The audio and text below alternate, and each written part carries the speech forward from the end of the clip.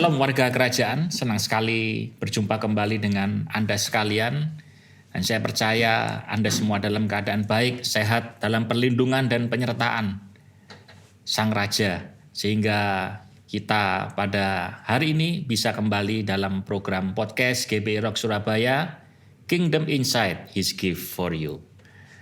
Hari ini kita akan membahas tentang sesuatu yang menarik, yang seringkali juga kita lakukan di dalam kehidupan kita sehari-hari, dan semua organisasi bahkan termasuk gereja sekalipun selalu melakukan hal ini. Bahkan dalam 1 tahun itu terbit ratusan atau mungkin ribuan judul buku tentang hal ini, yaitu tentang leadership. Dan hari ini, episode kali ini kita akan berbicara tentang Father and Son Leadership. Dan sudah bersama dengan saya ada Gembala Senior Rock International Ministry, Bapak Pendeta Timotius Arifin Teja Sukmana. Shalom. Shalom. Arifin. Shalom buat semua saudara pemirsa Kabarnya, dan warga kerajaan. Ya. Bagaimana kabarnya Pak Arifin? Oh, kan saya tahu. Selalu baik. Luar biasa. Ya, kita pada episode kali ini akan berbicara tentang leadership. Karena di setiap organisasi selalu kita membicarakan tentang leadership, bahkan di gereja sekalipun kita juga berbicara tentang leadership. Dari beberapa referensi yang saya baca itu dikatakan bahwa leadership is influence, kepemimpinan adalah pengaruh. Nah, menurut Pak Arifin kira-kira tanggapan Pak Arifin seperti apa tentang kepemimpinan ini? Itu ungkapan daripada John Maxwell ya, yang sangat dihargai bukan cuma di kalangan Kristen atau gereja dan mission, tapi juga orang-orang di luar sana mengakui. Saya mau mulai dulu dengan perkataan gini, seorang pemimpin itu punya pengikut. Kalau tidak punya pengikut bukan pemimpin, namanya ya pemimpi, bukan pemimpin. Karena itu kita harus tahu what is the end product dari sesuatu apa saja. Pabrik mesti tahu end produknya apa. Kalau gereja, end produknya kingdom leaders. Pemimpin-pemimpin kerajaan di 7 puncak gunung untuk mempengaruhi, bukan mendominasi, mempengaruhi. Gitu. Nah, pada waktu kingdom leaders ini dihasilkan, kira-kira apa yang perlu dilakukan oleh orang-orang atau kepemimpinan di gereja ini untuk menghasilkan para kingdom leaders ini, Pak Arifin? Ya kan banyak itu mereka itu mengarahkan jemaat jadi apa? Orang kudus, ya betul. Ya toh, mengarahkan jadi pemuji penyembah baik saja. Tapi jangan lupa dunia ini perlu apa? Kita mulai kalau kita bisnismen. Bisnismen itu harus lihat apa yang dibutuhkan masyarakat. Ada pasarnya enggak? Ada marketnya enggak? Apa yang dibutuhkan dunia termasuk Indonesia? Pemimpin yang baik, hakim yang baik, polisi yang baik, bisnismen yang sangat baik, pegawai pajak yang baik. Itu yang dibutuhkan. Dan karena itu ingat Tuhan Yesus berkata, pemimpin-pemimpin dunia ini mereka dengan tangan besi memerintah. Kita lagi lihat Putin ya. Ya, Putin dan Zelensky. Menarik sekali. Dua-dua namanya sama.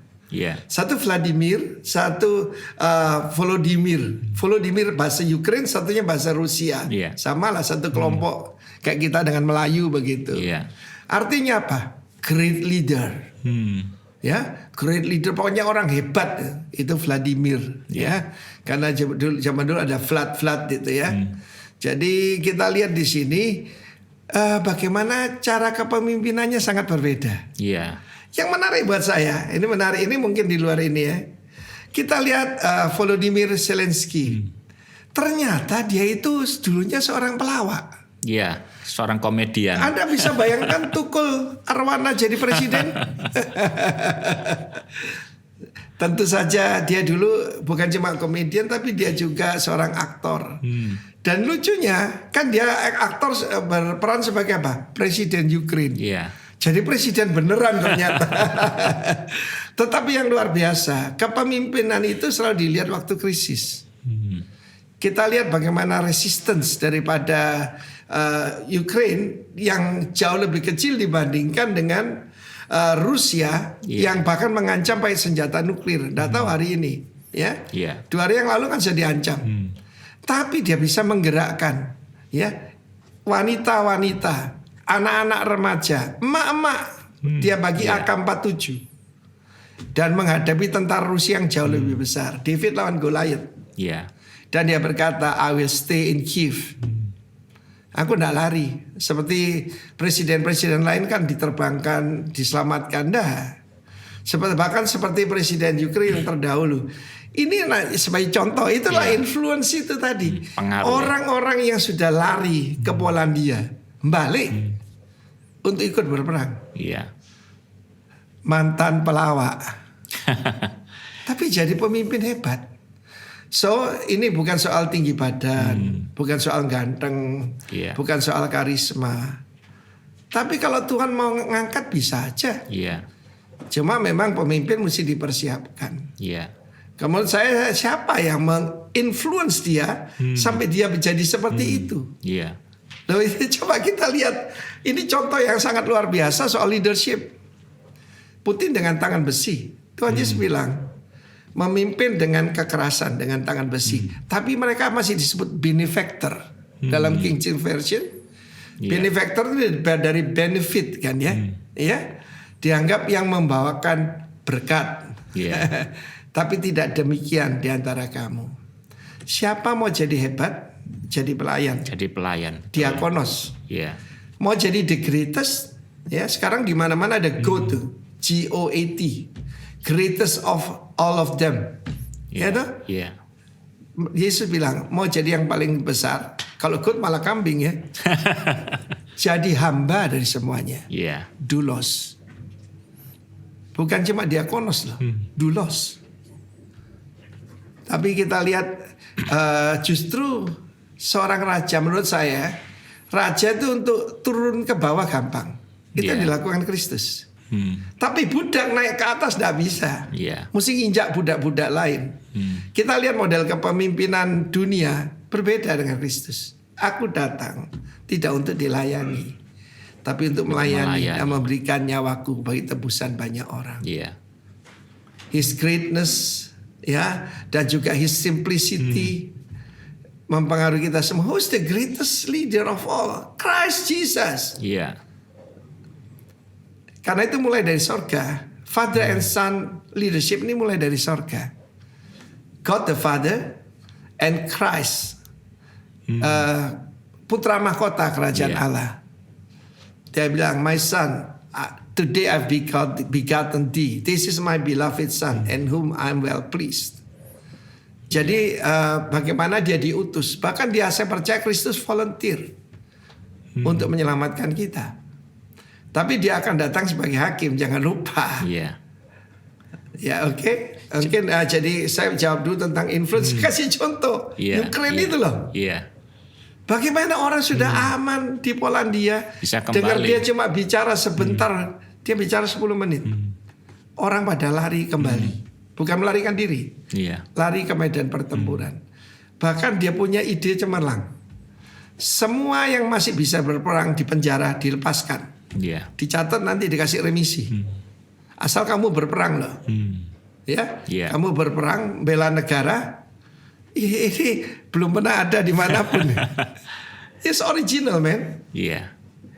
Nah, Pak Arifin, dalam sebuah kepemimpinan itu ada pemimpin yang memang dipersiapkan sebelumnya untuk mereka menjadi pemimpin. Tapi juga ada satu momen di mana krisis itu terjadi, lalu kemudian melahirkan pemimpin akibat dari krisis itu. Nah, kalau Pak Arifin melihat ini mana yang lebih baik? Yang dipersiapkan atau yang mereka yang lahir dari sebuah krisis dan mereka kemudian menjadi seorang pemimpin? Ada satu hukum universal. If you fail to plan, you plan to fail. Karena itu mulai kecil kita itu dipersiapkan untuk jadi pemimpin. Zaman dulu kan masih feodal. Kita waktu kecil, ya asisten rumah tangga kita manggil kita Yuk. Yuk itu bos muda. Jadi mulai kecil. Ya. Jadi mereka enggak panggil saya apa gitu, enggak. Karena itu pertama harus dipersiapkan dan kemudian dibentuk. Tetapi krisis itu hanya menunjukkan hasil daripada kualitas kepemimpinan. Nobody cares about Zelensky. Paling dianggap bonekanya Amerika. Iya kan? Tetapi begitu dia muncul, saya mau kasih contoh lain. George W. Bush. George W. Bush dulu dihina sama orang Amerika karena dia menang dengan margin yang sangat tipis, ya toh. Jadi pemilihan satu negara bagian, kalau nggak salah Florida, dia cuma tipis, dia jadi presiden dan orang bilang saking aja anaknya orang kaya, ya papanya kan George Bush yang senior, bukan cuma karismatik, hebat, juga sangat kaya. Dan yang putranya George W. Bush, George Walker Bush ini dulu terkenal suka party, pernah ditangkap polisi soal mabuk, nyetir mabuk sebagainya. Siapa dia itu? Sampai 911. Ketika 911 dengan tenang dia berkata, to all the terrorists in the world, we will hunt you down. Lalu dia kirim dia sendiri sebagai pimpinan tertinggi daripada angkatan bersenjata, dia pimpin sendiri. Itu baru orang lihat, ini bukan anak mami ini. Dia betul-betul a true leader. Sebaliknya maaf yang sekarang ini. Yang sekarang ini loh. Ya maksudnya presiden mereka. Ada satu hukum kepemimpinan. Saya baca dalam The Spirit of Leadership dari Dr. Miles Monroe. Dia mengatakan gini. Sekumpulan domba dipimpin singa akan menang terhadap sekumpulan singa yang dipimpin domba. Kalau Rusia ini serigala dipimpin monster. Tapi jangan gitu dulu. Kita tidak boleh menghakimi ya. Kita harus lihat sejarahnya. Saya tidak bilang invasi ini pasti dari iblis. Enggak lah, belum tentu. Kita kan tidak tahu. Jadi lebih baik kita puasa komentar. Tapi kita lihat Zelensky yang ex-komedian, dia adalah seekor singa loh. Domba-domba bisa bangkit. Anda boleh lihat wanita Ukraine terkenal wanita-wanita yang sangat cantik-cantik dan mereka pegang AK-47. Berperang di jalan-jalan. Dia berkata, aku tidak pernah nembak sebelumnya, tapi for my motherland I will fight. Jadi kita lihat sebaliknya Joe Biden,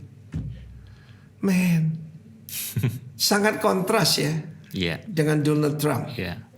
Ditanya oleh McEnany yang dulunya bagian perwakilan dari White House untuk pers, dia bilang kenapa 4 tahun ini tidak ada gerakan daripada Putin, padahal dia sudah persiapkan 5 tahun sebelumnya ini. Untuk aneksasi Ukraine. Why? Ada Donald Trump di situ. Dia bilang gini, Donald Trump bilang, if you bomb Kiev, I will bomb Moscow. Nggak main-main. Kalau yang ini ya sudahlah, nanti ya paling ya kita kasihkan sanksi ekonomi. Menurut Roy kan tahu kenapa tidak akan ada efek terlalu buat Rusia. Kenapa? Kalau sanksi ekonomi tidak akan ada efek, tapi tidak akan terlalu berat. Menurut Anda kenapa? Ya menurut saya karena Rusia masih bisa bergaul dengan negara-negara yang lain begitu Pak Arifin. Ada China. Saya percaya saat ini China tidak akan nyerang Taiwan. Kenapa? Supaya dia tidak ditentang. Dan dia teman baik daripada Putin. Dia tidak bisa pakai dolar, bisa pakai yuan. Dan mereka bisa barter. Tetapi kita kembali bicara soal kepemimpinan. Ketika saya mempelajari firman Tuhan hari ini, hampir 43 tahun saya melayani Tuhan. Dulu saya berpikir tentang kekristenan pada awal-awal. Lalu Tuhan bukakan, saya lihat dalam Alkitab. Semua isinya tentang kings and fathers. Kings and fathers. Akulah Allah Abraham, Allah Ishak, Allah Yakub. Dia tidak berkata akulah Allah Abraham, Ishak, Yakub. Dia handle mereka secara personal satu persatu. Dia bicara sama Ishak, aku adalah Allah dari ayahmu Abraham. Yeah. Lalu kemudian Yakub berkata, dia adalah Allah yang disegani oleh bapakku Ishak. Jadi memang generational, tetapi hubungannya memang father and son. Coba kita lihat dalam Injil Matius. Yeah. Dulu sebagai penginjil, kalau ada orang bertobat, saya suruh baca dulu yaitu Injil Yohanes. Sebab di sana dijelaskan siapa sang firman itu yang menjelma jadi manusia. Tapi Injil Matius ini memperkenalkan he is the king. Dia datang mewakili kerajaannya dan membangun kerajaannya di bumi ini. Dan di situ kita lihat genealogi, silsilah dari Yesus Kristus. Kristus sana adalah Mesias, Yeshua HaMashiach. Ya, ben Abraham, bukan ben Abraham, ben David, ben Abraham. Putra David, putra Abraham, lalu silsilahnya. Jadi legitimasi daripada Kristus. Kenapa dia harus dilahirkan dari garis keturunan Daud? Karena ada janji bahwa kerajaan yang satu ini tidak akan pernah berakhir. Semua kerajaan di dunia ini, ya kalau kita di Malaysia, Indonesia namanya bukan pemerintah Indonesia, bukan Republik Indonesia, Kerajaan Indonesia. Kerajaan Indonesia. Sebetulnya ya kurang tepat, tetapi itu membuka pikiran kita, ya. Bahwa kita dijanjikan kerajaan Allah yang dinyatakan lewat keturunan David. Nah, di situ ada silsilahnya. Ya, dari kita lihat dari Abraham, Ishak, Yakub, lalu juga kemudian lanjut ya, Yehuda, lalu terus David. Lalu ada garis keturunan yang dijanjikan. Sebab dari Yehuda, tongkat kerajaan, scepter tidak akan beralih daripada Yehuda. Tuhan itu punya pattern, punya perjanjian yang tidak dirubah-rubah. Dan kepada David dia janjikan, ada keturunanmu yang akan memerintah dan akan berkesudahan. Ternyata bukan Solomon. Lalu cucunya Rehabeam malah pecah. Tapi yang dimaksudkan adalah the greater son of David, yaitu Tuhan Yesus. Dan kalau kita mau melihat kepemimpinan Bapa dan Putra, juga lihat dalam kehidupan Kristus. Anak tidak melakukan sesuatu kalau tidak melihat Bapa melakukannya. Zaman sekarang orang tidak menghormati orang tua. The spirit of rebellion is rampant kemana-mana. Tapi Kristus menunjukkan, jangan kehendakku Bapa, kehendakmu jadilah. Sekarang hatiku terharu. Apa aku katakan lepaskan aku dari saat ini? Tidak. Bapa permuliakan namamu. Aku telah mempermuliakannya dan akan mempermuliakannya lagi. Artinya kulipat gandakan. Tahun ini saya beri nama the Year of Multiplied Grace. Because God is the Father. Masih ingat saya pernah share di Jawa Timur nih ribut soal bagaimana manggil Tuhan. Karena Allah itu kok enggak enak ya. Jadi panggilnya Yehova, Jehovah. Aksara Ibrani nggak ada J, adanya Y. Lalu mereka ribut perang ayat sampai panas. Lalu kemudian saya ditanya, loh ini ada orang tua kita di sini. Kata pembimas waktu itu, ya pembimas Jawa Timur, pembimas Kristen. Bagaimana Pak? Saya berdiri gitu aja kok repot. Mereka ketawa. Lalu saya bilang tiru aja Tuhan Yesus.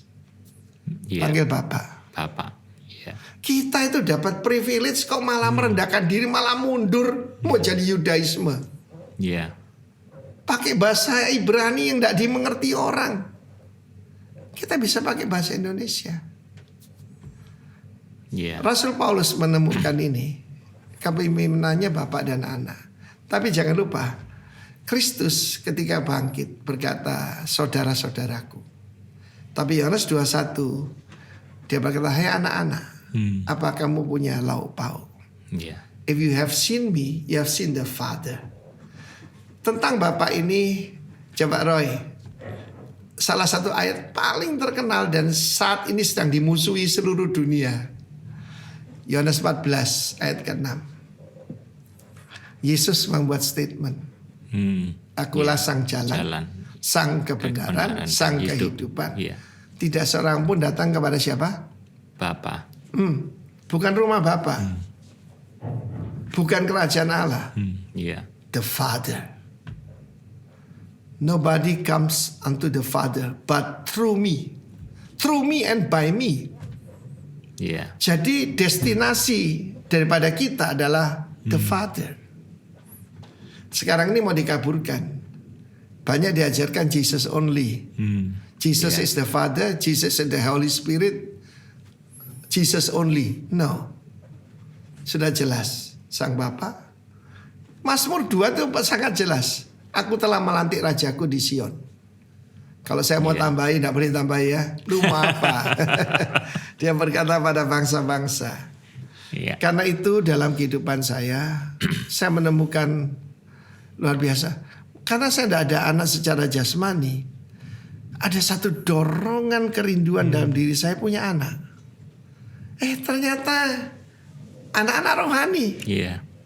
Anak-anak rohaninya segala bangsa, segala suku. Ya kalau punya anak jasmani ya tetap jadi orang Perancis. Peranaan Cina Surabaya. Tapi sekarang segala suku dari Aceh sampai Merauke. Dan bahkan ada yang di luar negeri. Gitu Roy. Nah, pertanyaanmu singkat, jawabannya panjang. Gak apa-apa. Nah Pak Arifin, dalam Father and Son leadership ini tentu bisa kita terapkan di dalam semua aspek kehidupan kita. Termasuk teman-teman kita yang mungkin ada di marketplace, kemudian juga ada di tempat-tempat kerja, juga ada di bisnis mereka. Kira-kira secara aplikatif apa yang bisa mereka lakukan pada waktu mereka memimpin ya dengan orang-orangnya, dengan bawahannya, apa yang bisa mereka lakukan dengan prinsip Father and Son leadership ini? Saya kasih contoh di dalam dunia bisnis. Ketika terjadi resesi dunia paling besar tahun 1930-an ya. Semua industrialis mem-PHK, yaitu mem-PHK karyawannya. Dan ini kejadian di Jepang. Buat orang Jepang, pekerjaannya itu adalah nilai dirinya. His self-worth. Banyak yang bunuh diri. Cuma ada satu industrialis yang tidak mau memberhentikan karyawan. Dia merubah gaya hidupnya, dia menyumbangkan apa yang dia punya. Matsushita. Saudara mungkin dengar Nasional, Panasonic itu kan dulu asalnya Matsushita. Ketika Jepang kehilangan yaitu sumber daya minyak, dia nyerang ke Asia Timur Raya, bahkan Pearl Harbor, itu kan kehabisan BBM. Toh? Jadi pada saat itu mereka harus membuat senjata. Sampai seperti di Jerman tuh. Dipaksa. Mereka membuat yaitu dari mobil, membuat tank, dari pabrik apa saja, jadi semuanya untuk perang. Dan ketika Jepang ditundukkan, pada saat itu banyak yang bersama dengan Jenderal Tojo dan yang lain kena jadi penjahat perang ya. Tapi pada waktu Matsushita mau diambil, 3.000 karyawannya membuat petisi. Kami ada hari ini karena dia memperlakukan mereka seperti anaknya. Dia satu-satunya yang tidak dihukum. Itu terbukti bahwa marketplace kan prinsip hukum firman Tuhan itu universal. Sama seperti hukum gravitasi, berlaku di mana saja sampai kutub utara ya toh. Dari utara, selatan, timur, barat tetap berlaku. Jadi dalam dunia bisnis berlaku. Tapi Tuhan memberikan satu laboratorium. Yeah. Rumah. Apa syarat seorang pemimpin? Kalau seseorang tidak tahu, ya, ngatur rumahnya, tidak disegani istri dan anaknya, Yeah. bagaimana bisa jadi istri di rumah Tuhan? Atau apalagi di masyarakat. Jadi ukurannya itu dunia kan perform oriented. Tuhan tidak. Tuhan home oriented. Home oriented. Iya, home oriented, bukan house ya. Home. Yeah. Family oriented. Dilihat. Jadi ukuran kesuksesan itu bisa dilihat gampang kok. Bagaimana jadinya anak-anaknya, anak rohaninya bagaimana? Yeah. Kalau saya mau melihat, memang sukses bukan karena pencapaian, tapi paling sedikit jadi ukuran. Saya lihat anak-anak rohani saya ini nilainya ngikuti kita apa enggak? Yeah. Depan kita ada light itu. Love, integrity, G, grace, humility and truth. Light. Dan kualitasnya salt. Is he spiritual? Yeah. Apa dia punya authority karena hidup benar? Dan satu lagi L-nya, leadership. Baru transformer. Yeah. Salt. Memang itu ukurannya. Jadi kita kembali ke Injil Matius. Dari raja paling jaya. Bayangkan David itu. Saya ajak mundur melihat 1400 tahun. Jadi 400 tahun sebelum David. Jenderal Yosua. Hebat kan? Iya. Tapi masih banyak yang belum ditundukkan. Yang diserahkan pada Israel bukan strip kecil yang sekarang ini dikurangi jalur Gaza. Lalu Samaria itu dibilang West Bank. Iya. Tidak. Dari Mesir. The Blue Nile. Sungai Nil Biru sampai Sungai Efrat. Irak. Ditundukkan oleh David. Begitu besarnya kerajaan David dan Solomon waktu itu. Iya. Dan itulah yang Tuhan serahkan. Kita lihat bagaimana David pernah menulis dalam Mazmur 27. Sekalipun, bukan sekalipun, ketika ayahku dan ibuku tidak menganggap saya, Aku, ya. Tuhan menyambut saya. Jadi ada harapan untuk fatherless. Karena Mazmur 10, He's the father of the fatherless. Iya, amin. Ya. Iya. Jadi David betul-betul satu contoh yang luar biasa dan Tuhan janji. Tuhan janji kerajaan David ini akan jadi, karena itu perbedaan pandangan soal Amos 9. Kan Tuhan itu sangat luar biasa toh. Iya. Aku akan mendirikan kembali kemah Daud yang telah roboh. Iya. Aku akan menutupi pecahan-pecahan dindingnya. Dindingnya loh. Bukan kain tenda loh ya. Iya. It's the kingdom of David. Ketika Tuhan Yesus datang, karena itu kita tidak percaya amilenial. Kebanyakan orang alim milenial. Tidak ada kerajaan 1000 tahun. Sekarang ini sudah kerajaan 1000 tahun. Iya. Kalau ada kerajaan 1000 tahun, tidak ada orang sombong kayak Putin. Tidak ada. Bagi mereka Zakaria ya, yang tidak menyembah sang raja hari raya Pondok Daun, baginya tidak akan turun hujan. No worship, no rain. Nah Pak Arifin, saya jadi kepo nih, pengen tahu. Pak Arifin sudah menjadi seorang pemimpin puluhan tahun begitu ya. Nah bagi Pak Arifin sendiri, ujian kepemimpinan yang paling sulit dihadapi itu apa kira-kira Pak Arifin? Ya sama seperti punya anak yang belum dewasa. Umur tidak menentukan kedewasaan. Ada yang minta perhatian terus, ya toh. Ada yang mokong melawan, ya. Saya pernah ditanya, Pak, apa Bapak akan terus mengasihi saya kalau saya berontak? Dengan anugerah Tuhan saya bilang akan tetap mengasihi kamu, tapi dengan hati yang berdarah. Menghadapi Absalom. David menangis, Absalom putraku, Absalom putraku.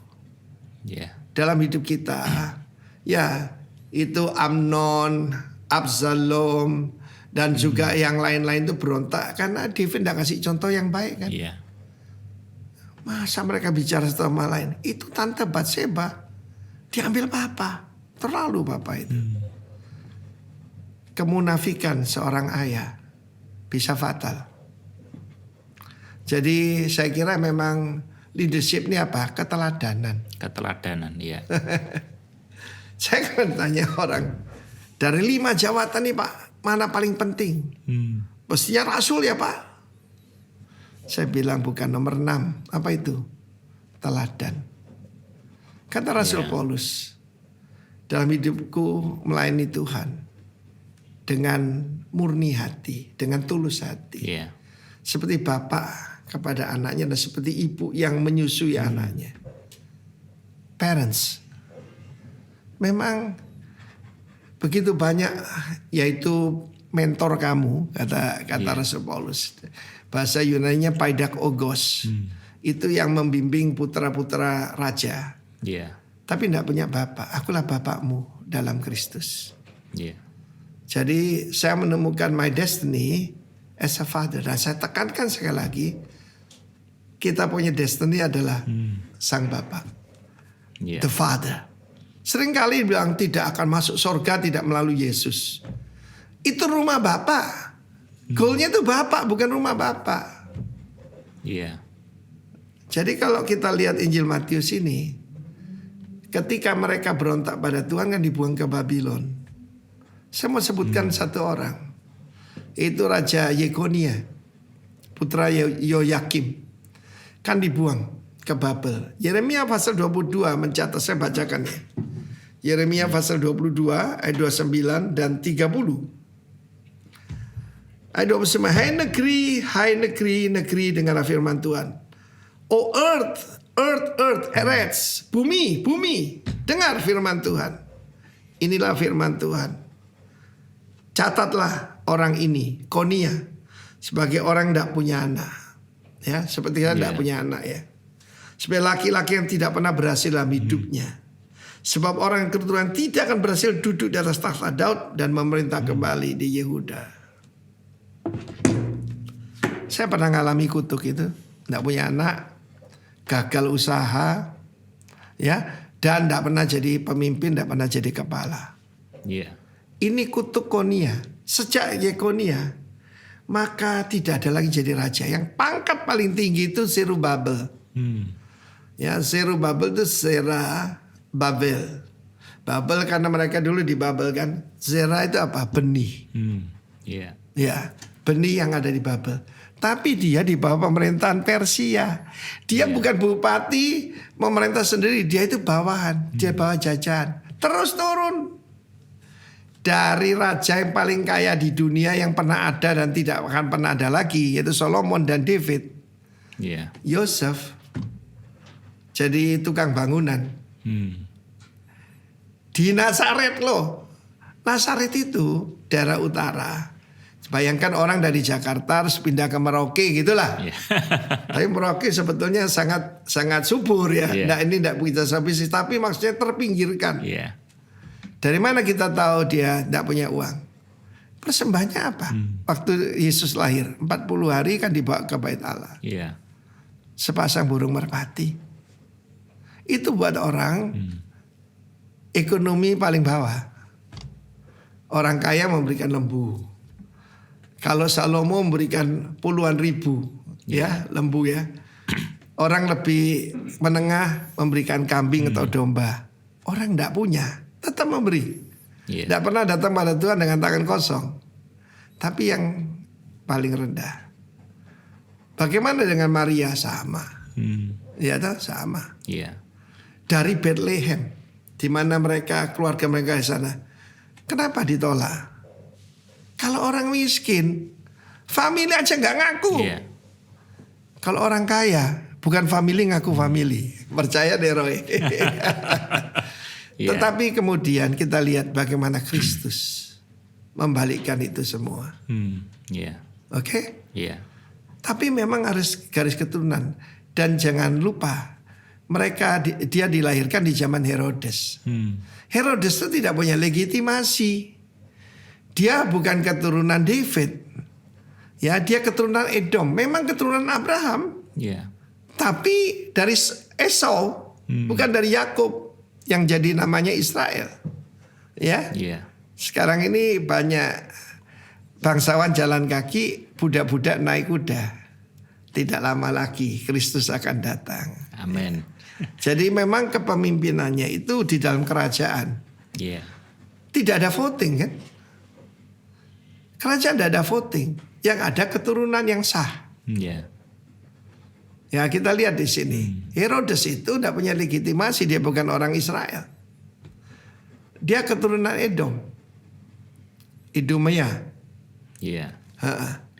Nah Pak Arifin, seringkali pemimpin-pemimpin ya itu disibukkan dengan pencapaian-pencapaian, target ini, dan mereka menjadi sangat sibuk dengan pencapaian-pencapaian itu. Dan saya rasa itu memang tidak salah begitu ya. Tapi kadang-kadang dengan kesibukan pencapaian-pencapaian ini, mereka menjadi lupa untuk tidak mempersiapkan generasi yang selanjutnya. Ini bagaimana Pak Arifin melihat pemimpin yang model seperti ini gitu Pak? Saya harus bercermin pada diri sendiri. Saya mengajarkan pada kalian yaitu kembali Kejadian 1:26. Pertama itu tujuan hidup kita kan Sang Bapa, the likeness. Baru dominion. Karena itu kingdom theology yang kita ajarkan bukan dominion theology. Jadi harus mendominasi segala bidang baru Kristus datang. Presidennya harus Kristen, ketua DPR mesti Kristen, ya apa saja duta besarnya mesti Kristen. Belum tentu. Belum tentu. Karena seperti Anda bilang tadi influence. Esther punya influence yang menyelamatkan seluruh bangsa. Mordekai yang kerjanya cuma doa syafaat jadi perdana menteri. Nah, kita lihat di sini bagaimana apa yang harus jadi fokus kita. Jelas toh, ada nilai itu light. Moto kita apa? We help you to fulfill your destiny. Dalam hidup saya, baru-baru ini pertemuannya, tidak tahu Roy ikut nggak ya? Pertemuan semua pemimpin daripada Rock Ministry. Saya bilang gini, pertama jari, jaga diri sendiri, jariri. Jaga diri sendiri. Ya, yang kedua jaran, jaga pengajaran. Ketiga jaga kawanan. Jari, jaran, jaga. Itu aja. Jaga dirimu. Tidak usah kepo sama orang lain. Banyak orang ya itu bersaing. Itu rugi. Saya tidak mau bersaing dengan siapapun. Saya cuma jaga diri saya supaya berkenan pada Tuhan. Itu perintah Rasul Paulus sebagai father kepada Timotius. Dia berkata, tirulah cara hidupku. Tiru. Follow me as I follow Christ. Saya kalau diminta tanda tangan, kadang-kadang ya ada buku atau apa, saya bilang follow me as I follow Christ. Tapi saya gini, help me God. Iya, karena yang perlu diturunkan adalah keteladanan. Yang nomor 6 tadi loh. Role model. Apa yang kurang di dunia ini? Role model. Nah Pak Arifin, Paulus menemukan Timotius dan kemudian dipersiapkan untuk menjadi pemimpinnya. Apakah Pak Arifin punya tips ini bagi Paulus sekarang ini, pemimpin-pemimpin sekarang ini untuk menemukan Timotinya dan mempersiapkan? Kira-kira apa ciri yang baik yang pernah perlu nonton film dikenali? Finding Nemo? Ya. Saya khotbah Finding Timo. Ya, saya lihat bagaimana saya ditemukan oleh mentor saya, om daripada Bapak Pendeta Alex. Namanya Tan Kelok, Benyamin Tanutama. Tidak tahu gimana dia bisa senang sekali sama saya. Saya dibina oleh beliau, lalu dimentor sampai diangkat sama dia jadi pemimpin full gospel di Indonesia Timur. Beliau dulu national director. Dan saya jadi, meskipun saya yang paling muda ya dari yang lain. Yang saya pimpin usia 60-an, seumur papa saya umur 30. Separuh. Iya. Kemudian dengan anugerah Tuhan juga ketemu Bapak Pendeta Alex. Nggak tahu bagaimana beliau banyak memberikan kesempatan pada saya. Jadi ya, lipat ganda itu kan ada di dalam 2 Timotius 2 ayat yang kedua. Itu kan apa yang kusaksikan kepadamu, kuserahkan kepadamu, kupercayakan padamu di depan banyak saksi. Yeah. Percayakan juga kepada orang lain yang dapat dipercaya. Yeah. Yang juga cakap mengajar orang lain. Kan 4 generasi, Paulus, Timotius, orang yang dapat percaya dan orang lain. Yeah. Jadi kami dengan anugerah Tuhan membangun 4 generasi pemimpin. Yeah. Salah satu pemimpin kreatif kita adalah saudara Immanuel, ya, yang ada di Yangmei di Taiwan. Taiwan. Ya. Dia panggil saya Engkong. Dia generasi ketiga kita. Yeah. Bahkan keempat sebetulnya. Dari saya kepada Pak Roni, dari Pak Roni pada Pak ini Yosua Andoyo, Pak Yoyo, lalu Pak Immanuel. Yeah. Immanuel Purwata, ya. Dia panggil saya Kong, mestinya dia panggil saya Kongco. No. Sebab Tuhan tidak punya cucu, ya kan? Ya. Itu dari Paulus kepada Timothy. Nah sekarang seringkali begini Pak Arifin, dari sisi Timothy-Timothy-nya ini ya, kadang-kadang mereka ini seperti merasa kurang percaya diri atau mungkin ada perasaan kurang mampu, ada perasaan ya macam-macam begitulah ya. Ketika mungkin ditunjuk menjadi pemimpin, dipersiapkan menjadi pemimpin, kadang-kadang mereka ragu. Sama seperti ketika Musa dipanggil menjadi pemimpin. Ini pesan Pak Arifin untuk Timotius, apa yang perlu mereka lakukan nih untuk meneguhkan bahwa mereka memang dipanggil oleh Tuhan menjadi pemimpin. Pesannya justru kepada Paulus. How I treat you, Pak Roy. Yeah. I respect you. Ketika Anda memberikan saya ini yang saya mau tanyakan, aku kan tidak koreksi. Aku cuma kasih tahu apa yang saya sampaikan. Yeah. Orang itu kan suka kalau dipercaya. Kalau Robert memberikan saya sebuah rundown, saya cuma lihat apa yang saya percaya dia. Jadi ketua panitia apa saja. Seseorang anak akan merasa percaya diri ketika bapaknya berkata good job. Yeah. How I treat Pak Daniel, Pak Roni, putra-putra saya, memberikan kepercayaan. Jadi tugasnya itu banyak kepada bapak-bapak ya. Yeah. Karena Rasul Paulus berkata dalam 1 Korintus 14, 3M, membangun, menasihati, menghibur. Yeah. Tapi juga menegur. Iya betul. Menegur. Ya, jadi tugas seorang bapak. Kita lihat Tuhan ketemu dengan Gideon. Malaikat Tuhan huruf besar M-nya itu. Hai pahlawan gagah perkasa. Saya bayangkan dia noleh ke belakang. Lalu saya jadi sutradara. Sopo, karepe sopo ya. Tuhan melihat masa depannya. Bukan masa kininya. Iya. Ataupun masa lampaunya. Tuhan bicara itu tentang masa depannya. Gitu kan? Iya. Jadi pesannya kepada para pemimpin. Kenapa tidak muncul Timotius? Dibunuh. Dianggap ancaman. Iya. Saya bersyukur loh. Bapak Abraham Alex. Dia lihat kita ini sebagai ancaman, tapi sebagai aset. Dia lihat Pak Sudi Dharma hebat, ya toh. Kita dikasih kesempatan, Pak Niko. Iya. Saya juga ingin berbuat begitu pada yang kami bina, memberikan kepercayaan dan kesempatan. Justru itu kunci yang paling penting untuk bisa membangkitkan Timothy. Oh ya. Itu Pak Arifin ya.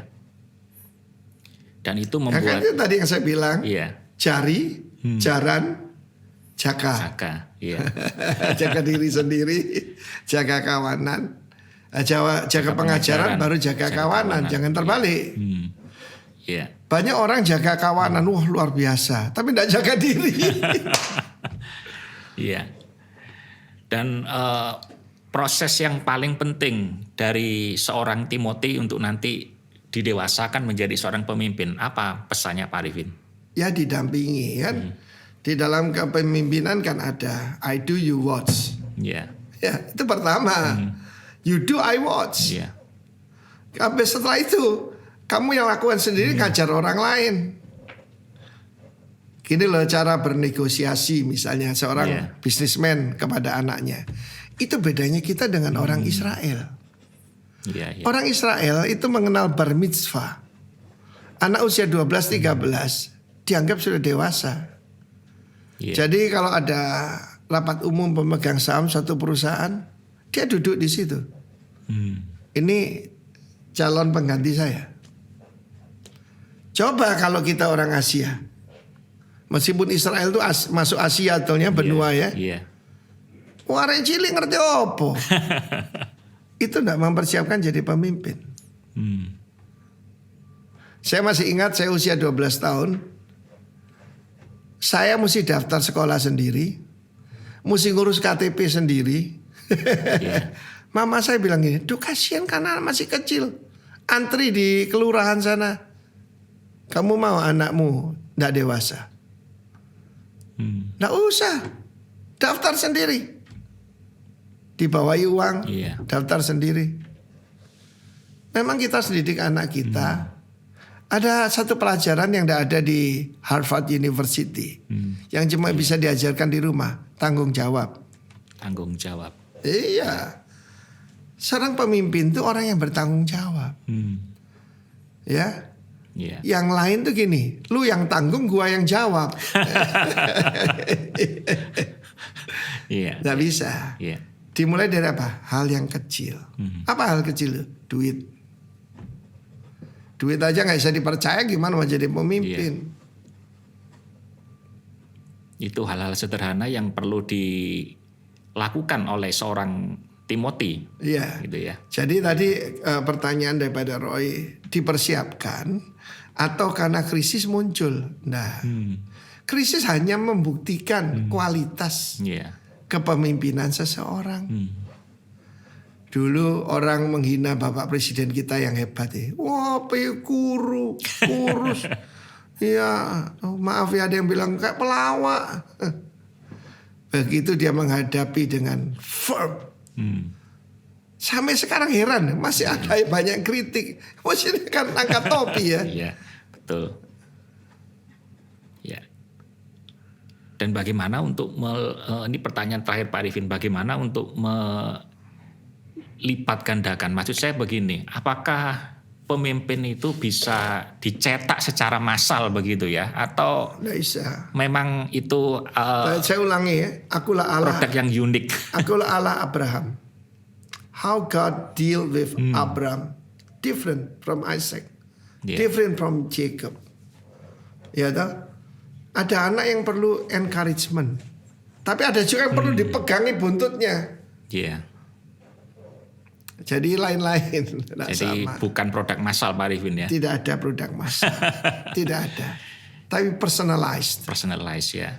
Ulangan pasal yang ke-6 mengatakan, apa yang diajarkan? Kepemimpinan. Waktu kamu berdiri, waktu kamu berjalan, waktu kamu makan, waktu kamu berbaring. Jadi bukan classroom setting. Tapi sehari-hari. Itu gaya kepemimpinan Yesus. Ketika bahkan dia dibilang the last supper itu seder itu ya peringatan Pesah Yahudi, ya toh? Di situ dia tetap ngajar. Kita lihat dalam Yohanes pasal 13, 14 sampai 17 itu yang diajarkan waktu mereka sedang makan. Ya kan? Iya, betul. Nah, ini sebelum Pak Arifin berdoa, kira-kira apa pesan yang ingin disampaikan oleh Pak Arifin kepada para pemimpin, kepada para Paulus dan juga kepada Timothy yang akan bertumbuh berkembang menjadi seorang pemimpin? Ya, saya kira gini ya. Setiap daripada kita tahu there is greatness in every one of us. Tidak ada orang mau jadi ekor, semua orang mau jadi kepala. Tetapi temukanlah mentor yang baik. Bapak rohani yang bisa membangun Anda. Kan itu kunci utama.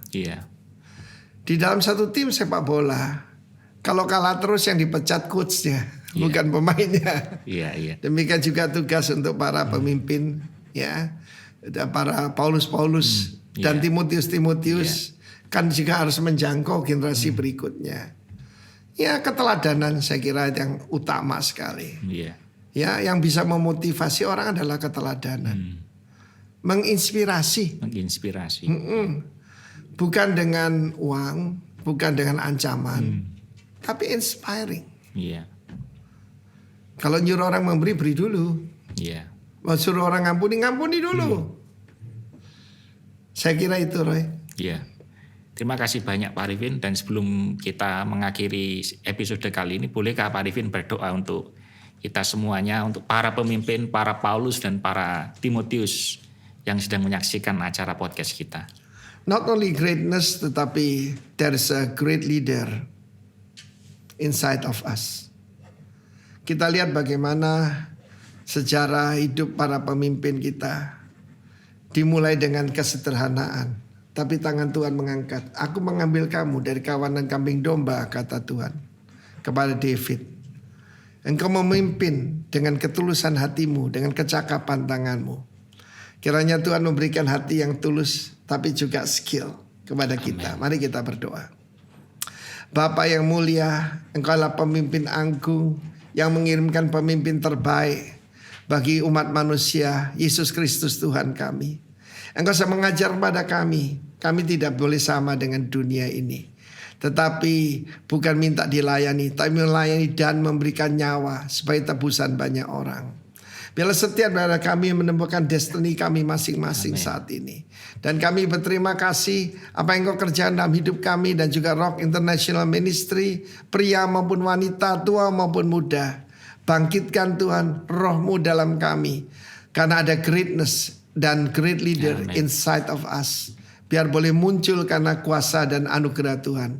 Demi nama Tuhan Yesus. Amin. Terima kasih Pak Arifin untuk waktunya. Saya merasakan gairah dari Pak Arifin ketika kita bicara soal topik kepemimpinan ini. Iya. Sebaiknya bicara itu aja. Dan itu memberikan kepada kita banyak insight dan banyak wawasan dan nilai-nilai yang telah ditanamkan kepada kita semuanya. Kami berdoa supaya Pak Arifin terus menjadi pemimpin yang memberkati banyak bangsa. Demikian Warga Kerajaan episode kali ini tentang Father and Son Leadership. Saya percaya pasti akan menjadi berkat bagi kita semuanya. Dan terus saksikan episode-episode berikutnya di dalam Kingdom Insight His Gift for You.